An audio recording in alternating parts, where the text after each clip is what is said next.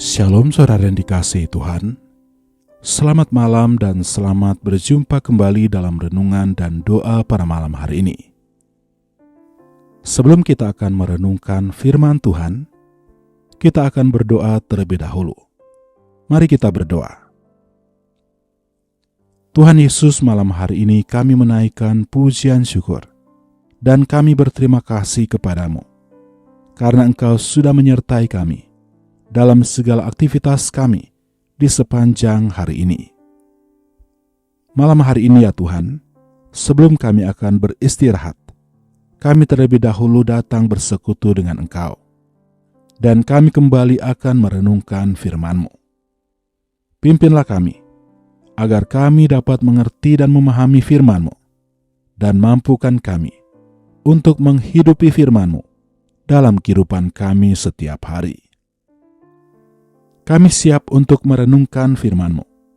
Dalam nama Tuhan Yesus Kristus. Amin. Ayat firman Tuhan yang akan kita renungkan malam ini terdapat di dalam 2 Korintus 1 ayat 3 dan 4. Terpujilah Allah Bapa Tuhan kita Yesus Kristus, Bapa yang penuh belas kasihan, dan Allah sumber segala penghiburan, yang menghibur kami dalam segala penderitaan kami, sehingga kami sanggup menghibur mereka yang berada dalam bermacam-macam penderitaan dengan penghiburan yang kami terima sendiri dari Allah. Saudara yang dikasihi Tuhan, hidup ini tidak pernah lepas dari penderitaan dan air mata. Setiap orang, baik besar maupun kecil, kaya maupun miskin, pasti pernah menghadapi masa-masa sukar. Namun kabar baiknya adalah, kita memiliki Allah yang penuh belas kasihan, Allah sumber segala penghiburan, yang selalu hadir bersama kita.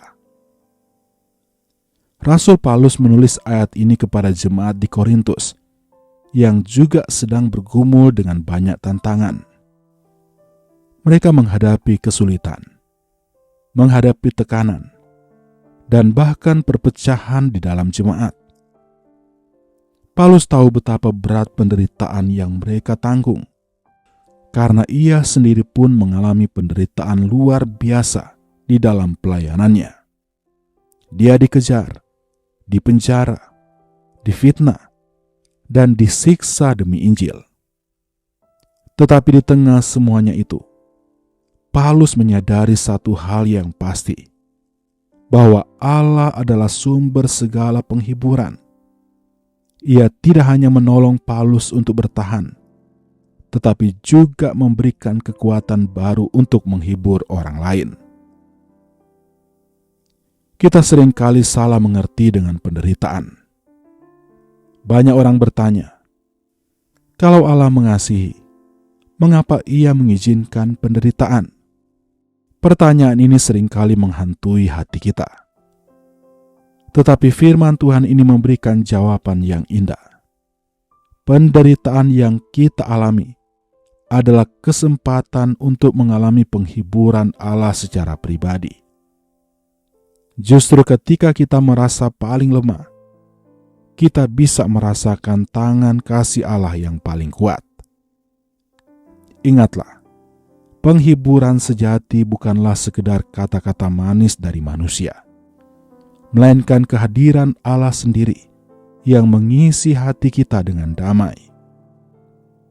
Dunia bisa menawarkan hiburan sesaat, tawa, kesenangan, atau pelarian.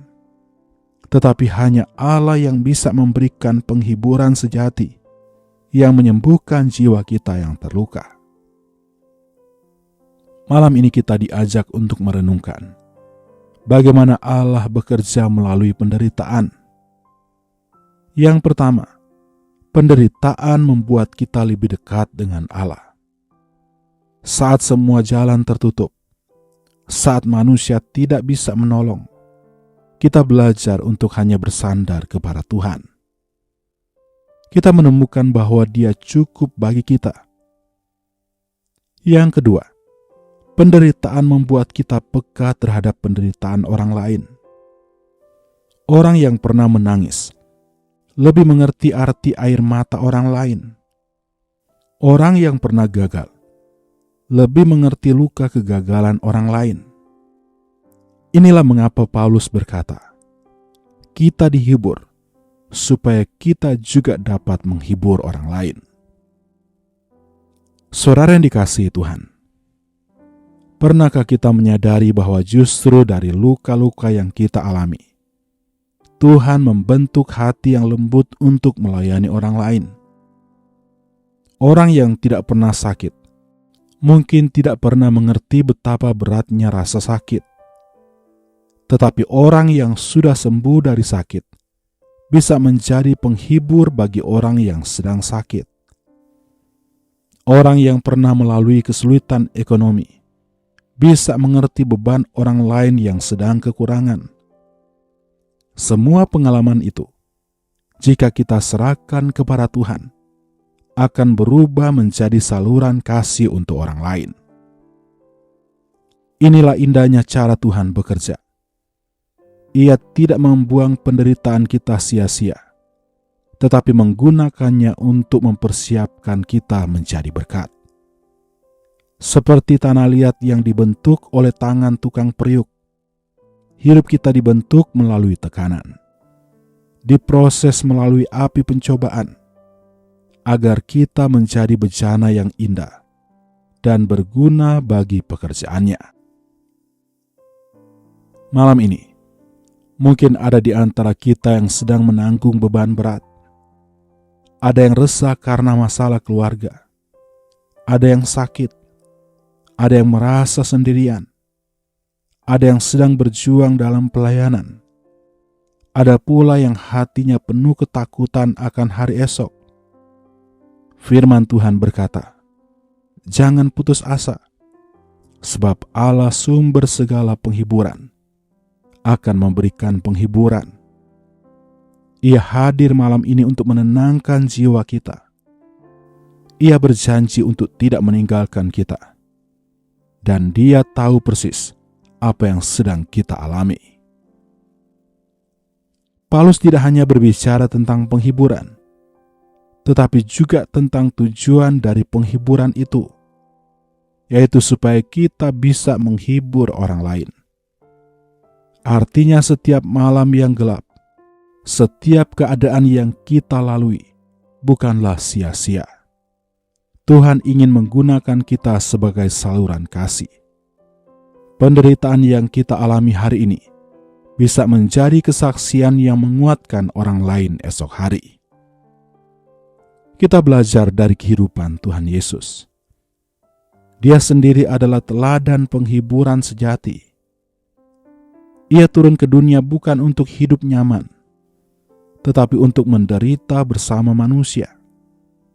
Ia menanggung dosa kita di kayu salib, supaya kita dihibur dengan keselamatan kekal.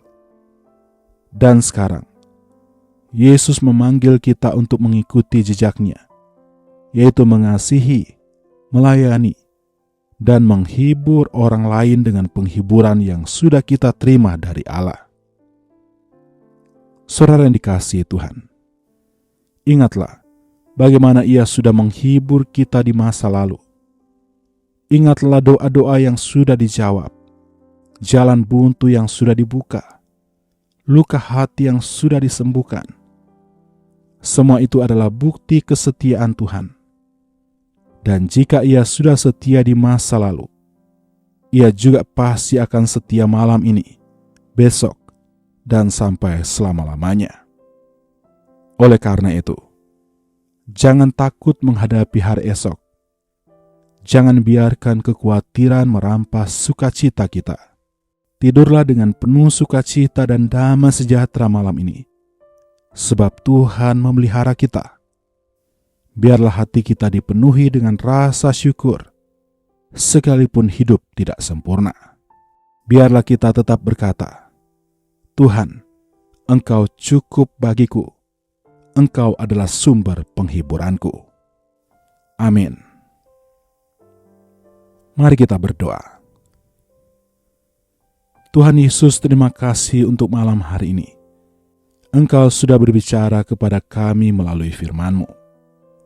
Engkau sudah mengingatkan kami bahwa Engkaulah sumber segala penghiburan. Ampuni kami kalau seringkali kami mengeluh dan merasa Engkau jauh. Malam ini kami berserah penuh kepadamu. Kami percaya bahwa kasih-Mu lebih besar dari penderitaan yang kami alami. Malam hari ini ya Tuhan, kami berdoa bagi setiap umat-umat-Mu yang sedang dalam pergumulan. Engkau kiranya memberikan kekuatan. Kami percaya Engkau Tuhan pasti akan memberikan pertolongan. Engkau Tuhan akan memberikan jalan keluar. Kami percaya apapun yang kami hadapi, semuanya akan mendatangkan kebaikan. Demikian juga kami berdoa bagi yang sakit. Jamalah dengan kuasa kesembuhan yang daripada-Mu ya Tuhan. Engkau dokter di atas segala dokter.